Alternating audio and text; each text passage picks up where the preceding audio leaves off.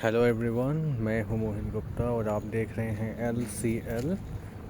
आज की ये वीडियो है इंट्रोडक्टरी, जो आपको बताएगी कि ICSE 9th एंड 10th के कंप्यूटर एप्लीकेशन का सिलेबस क्या है। सो तो 9th एंड आपका 10th का सिलेबस ऑलमोस्ट सेम है, सिर्फ 1 से 2 चैप्टर्स का डिफरेंस आता है। और मज़े की बात ये है कि अगर आपने 9th एंड 10th बहुत अच्छे से पढ़ लिया प्रोग्रामिंग का पार्ट, तो 11th एंड 12th में ये बोनस पार्ट चला जाता है, आपका सेक्शन B वहाँ होता है। तो प्रोग्रामिंग का लेवल थोड़ा सा हार्ड हो जाता है, लेकिन एक्चुअल में बहुत कोर चेंजेस नहीं आता। ओके, तो इजीली आप 35% ऑफ सिलेबस आपका प्रिपेयर्ड रहता है, रिवाइज करना है। तो चलिए फ़िलहाल जिस लिए ये वीडियो बना है उसकी बात करते हैं। तो पहला चैप्टर है आपका introduction to object oriented programming language. आपकी बुक में आपको पहला चैप्टर ही मिलेगा। फिर आपका सेकंड है introduction to Java programming language. Object oriented programming में कई लैंग्वेजेस आती हैं, जिसमें से ICSE ने 9th and 10th 11th 12th के लिए चूज़ किया है जावा। जावा का इंट्रोडक्शन। तीसरा मेजरली बुक्स में अलग अलग होता है, लेकिन मेजॉरिटी ऑफ बुक्स में आपका कॉमन है वैल्यूज़ एंड डेटा टाइप्स। उसके बाद आएगा आपका ऑपरेटर्स।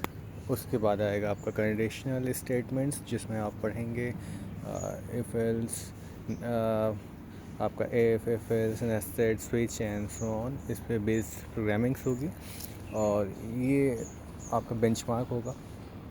शुरुआत के इफ एल्स से पहले के कंडीशनल स्टेटमेंट के पहले से जो चैप्टर्स हैं वो आपका बेस क्रिएट करते हैं एंड उसको आप अप्लाई करते हैं यहाँ पर। अगर आपके बेसिक्स क्लियर नहीं हैं तो कंडीशनल में प्रॉब्लम आपको आएगी। फिर आपने कंडीशनल स्टेटमेंट्स को क्लियर कर लिया तो फिर आएंगे लूपिंग स्टेटमेंट्स पे। इसमें आप पढ़ेंगे loops, entry control, exit control, और मेनली 3 टाइप के लूप यहाँ पर यूज़ हो रहे हैं, फॉर, वाइल, टू वाइल। इसके बारे में हम पढ़ेंगे। ओके, तो इसमें इफ एल्स का भी यूज़ होगा। फॉर इफ एल्स आपने पढ़ लिया तो उसके बाद आपका आएगा एरेज। ओके, जब लूप्स आपका चैप्टर आएगा तो उसमें मेनली 3 टाइप की प्रोग्रामिंग आती है। एक आती है आपकी नंबर प्रोग्रामिंग, जिसमें Armstrong, Fibonacci and so on, बहुत से आपके नंबर्स रहते हैं, जिसमें हम लोग प्रैक्टिस करते हैं जावा लैंग्वेज को यूज़ करके कैसे सॉल्व किया जाए। फिर दूसरा है पैटर्न प्रिंटिंग।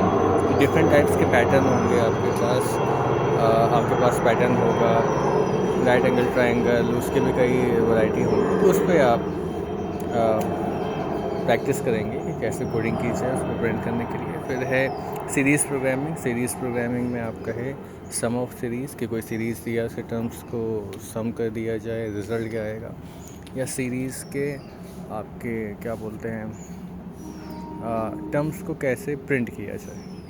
ओके, तो ये लूप तक का हो गया। एरेज़ में आप पढ़ेंगे इंट्रोडक्शन, क्यों एरेज़ यूज़ करते हैं हम, क्या ऐसी प्रॉब्लम है जिसकी वजह से वेरिएबल्स को डिस्कार्ड करके हम एरे यूज़ करेंगे, कौन सी सिचुएशन होगी। एरेज़ में भी आपकी 2 टाइप की एरेज़ आपके पास हैं, 1 dimensional and 2 dimensional. Okay, and 1 dimensional का क्या यूज़ है, 2 डायमेंशनल कहाँ यूज़ करेंगे, बहुत इजीली मैं समझाऊंगा आपको।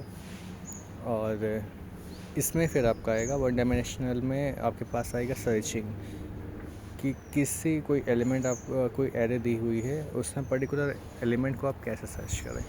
ओके, तो डेफिनेटली सर्चिंग सक्सेसफुल होगी या फिर फेल्ड होगी।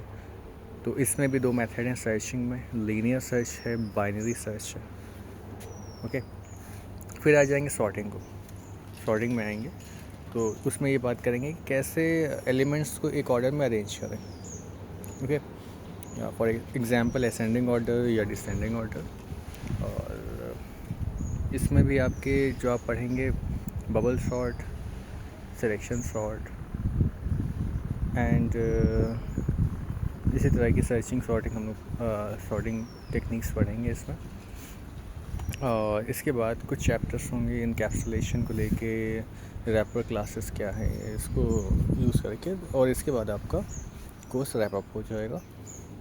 अगर आपने मन लगा के, मतलब जितने आप physics, chemistry, maths and all over subject को देते हैं टाइम, उससे कम ही टाइम दिया आपने, पर डे 1 आवर 2 आवर या वीकली आपने 5 to 6 आवर दिया, तो भी बहुत इंटरेस्टिंग पार्ट है।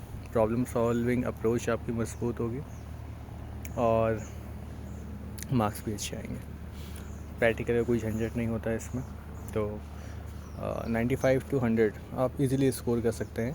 अभी तक मैं ऑफलाइन पढ़ा रहा था 2011 के आसपास से, तो मिनिमम जो गया है वो मेरे स्टूडेंट्स का गया हुआ है 70 to 75, एंड मैक्सिमम तो फिर 95, 99, 100 भी आया है।